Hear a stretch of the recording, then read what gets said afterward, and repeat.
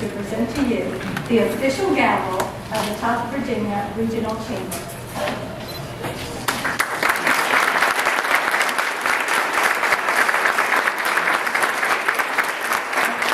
All right, how did I do, Mr. Zuckerman?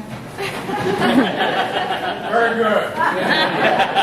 Becky, thank you very much for handing over the gavel. And don't go anywhere, because I'd like for you to accept on behalf of the Chamber and the 2010 Board a token of our appreciation for your service to our community, to our businesses, and to the Chamber.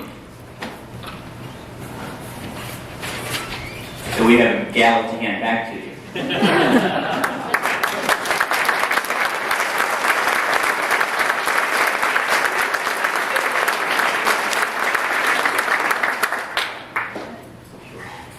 We also have two other board members who are stepping down after a number of years of service. And if they could come forward as well. The first one is Johnny Millison with the Bank of Clark County.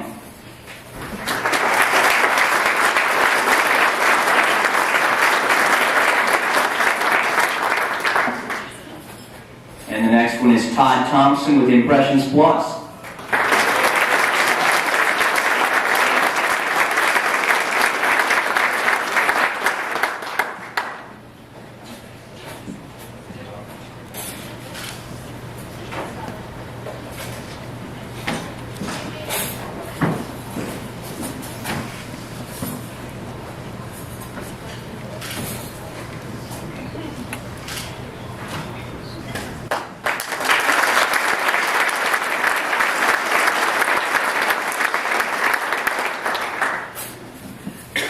It is now my pleasure to go ahead and introduce those who are on the 2011 board, including the executive committee. Before I do that, though, I want to take just a minute to thank goodness that the weather has cooperated. I have told this story in Frederick County, Clark County, and I'm telling it again here tonight.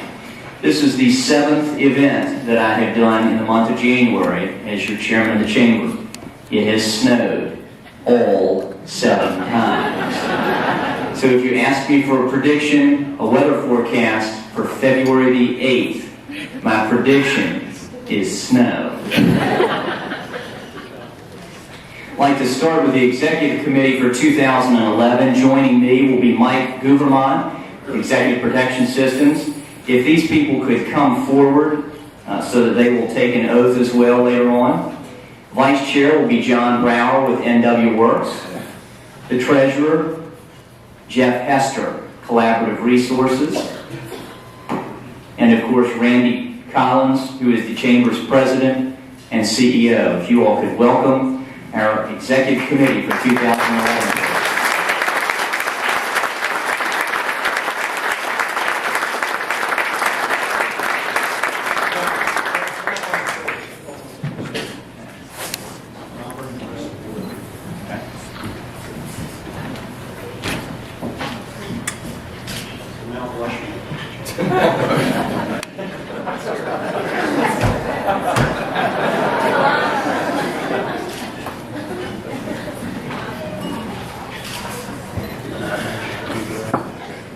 We promise to be more active than Mount Rushmore in the coming months. I'd also like to go ahead and welcome the 2011 board members in alphabetical order. Jason Akins, the Akins Group. Dave Douglason with Costco. Todd Drunagel with Tech Team Solutions. Sharon Fahrenholt, if you all could please come forward and join us. Sharon Fahrenholt with Crown Trophy. Dick Kent with Signet Screen Printing. Jim McCarty with the Bank of Clark County. Mitch Moore, Shenandoah University. Suzette Neff, ERA Oakcrest. Patricia Taylor, Frederick County School System. Billy Worley with First Bank. And Mary Zufall with Valley Health. Now if we can all line up in alphabetical order. No chance of that.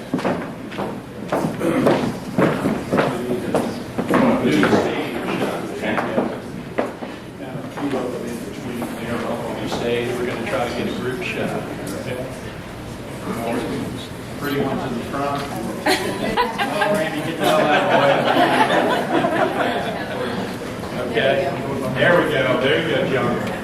At this time, the oath of office will be administered to our 2011 board after we get them in the perfect position. All right. Am I ready? If you all will please raise your right hand as I administer the oath of office. Do you acknowledge that serving as a member of the Chamber Board for the top of Virginia is a position of trust and responsibility? You accept that trust, pledge to serve the organization impartially, pledge to be faithful, execute the duties of your office, and to adhere to the bylaws of the Chamber of Commerce. You pledge to exercise your independent judgment to the best of your interest of the organization, and you solemnly swear to discharge those duties incumbent upon you as a director on the top of Virginia Regional Chamber to the best of your ability. Please say, I do. I do. I do. Thank you all and welcome to your 2010-2011 Chamber Board.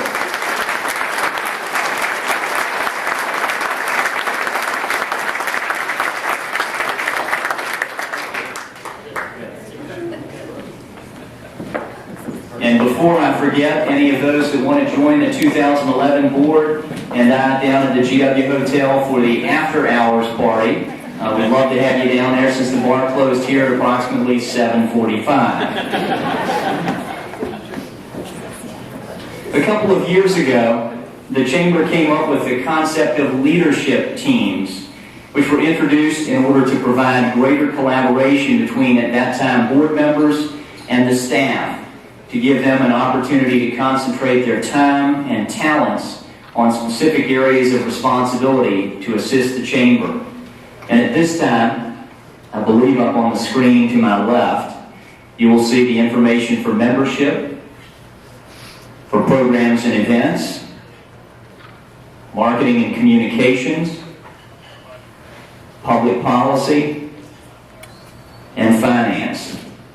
And we would like to thank those volunteers that are serving on the board for their dedication in working with the staff. Thank you.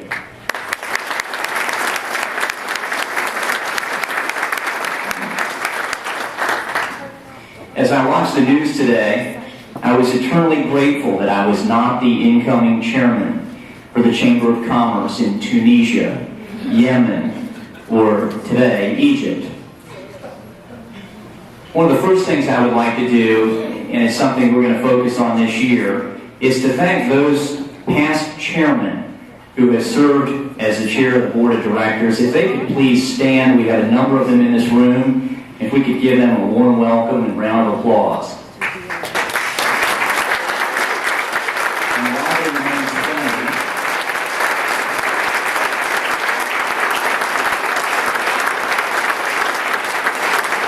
if they would remain standing, I would like for those members of the audience who have served on the Chamber of Commerce board in the last 50 years to please stand and join them as well so we can thank you all.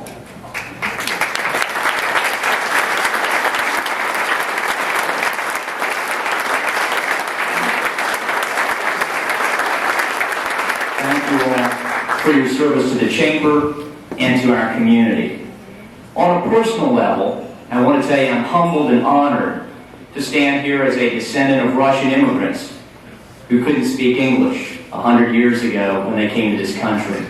Like many of you all, ancestors came to the Winchester region. Mine came to this area during another time of economic troubles, the Great Depression. On my father's side, I bring a profound respect for history, the rule of law, the rights to life, liberty, and the pursuit of happiness. You see, Thomas Stone was one of the 54 signers of the Declaration of Independence. The ever-quotable comedian and former baseball player Yogi Berra once said that it's tough to make a prediction, especially predictions about the future, except in my case about upcoming chamber event weather forecasts. However, Albert Einstein, who was universally recognized as one of our top 10 thinkers of all time, said, "I never think about the future. It comes fast enough."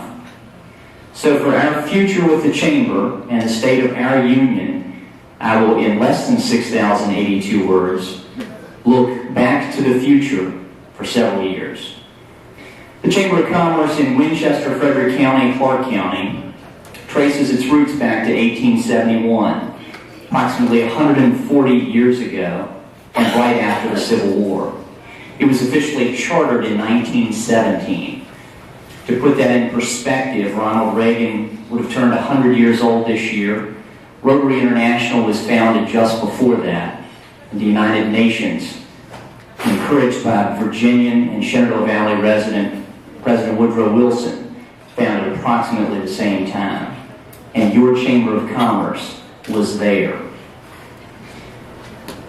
Let's fast forward to the mid-1950s, when it was a time for Shenandoah to look for a place to go. At that time, a week's worth of groceries cost $20. A new car, $2,000. Minimum wage was under $1, and gas was 29 cents a gallon. Don't we wish those days were back?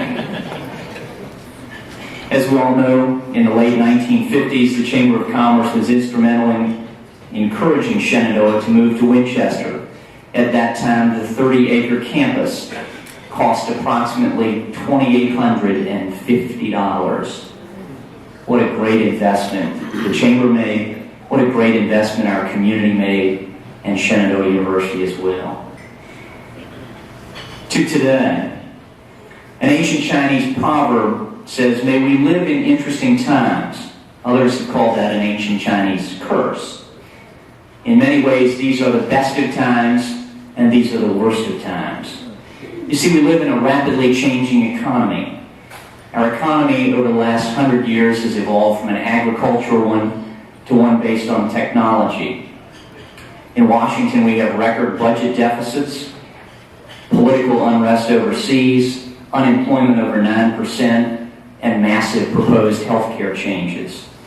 But we're here in Virginia, in the top of Virginia. And in Virginia, we're blessed with lower unemployment. We have strong right-to-work laws. We have a corporate tax structure that's beneficial to our companies, and our region is attractive to businesses. The state of Virginia right now ranks number 3rd in the country in creating jobs. We hope that will continue. During the last several years, while I've served on the Chamber Board, we have all seen difficult economic, business, and personal times. We've seen rising unemployment, higher gas prices, the demise of the construction, real estate, and financial industries. An old German proverb says that he who has never tasted what is bitter will never know what is sweet. Dale Carnegie put it a little bit more optimistically. He said, when we've accepted the worst, we have nothing more to lose. And that automatically means that we have everything to gain. The people in this room, the members of the Chamber, got tough when the tough got going. We overcame, we survived, and we are poised to prosper in the coming years.